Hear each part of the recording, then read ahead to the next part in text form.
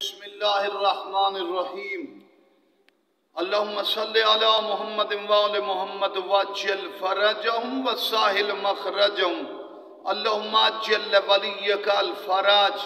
ایک سوال ہے کہ کائنات میں کتنے وجود ہیں، تو ہم بیان کرنا چاہتے ہیں۔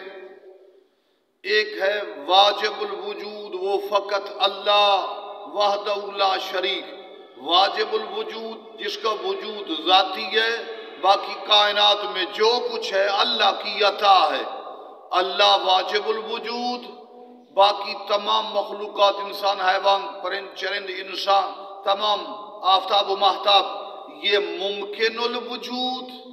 اور ایک ہے ممتنع الوجود، ممتنع الوجود جس کا وجود نہیں ہو سکتا، مانع ہے، ممنوع ہے۔ وہ ہے کیا؟ شریک باری تعالی، اللہ کا شریک کوئی نہیں، یہ ہے ممتنع الوجود۔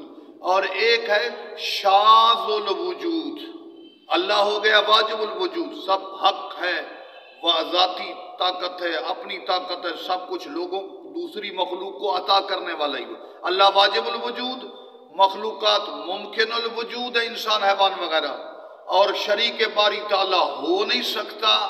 اور ایک اور چیز بھی بیان کریں، ایک چیز ہے جو منطق میں پڑھی، یہ بھی اصطلاحات منطق میں بیان ہوتی، ایک ہے شاذ الوجود۔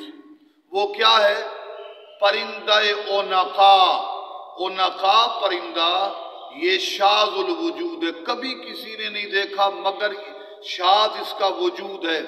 اس کا وجود اس وقت ظاہر ہوگا جب آفتاب جہان، ماہتاب زمان، امام زمانہ کے بعد یاجوج ماجوج دنیا میں تباہی مچائیں گے، اس وقت یہ پرندہ اونقا ظاہر ہوگا آسمان پر، اتنی بڑی طاقتور ہوگا کہ انسانوں کو، بڑی بڑی لاشوں کو یہ اٹھا لے گا۔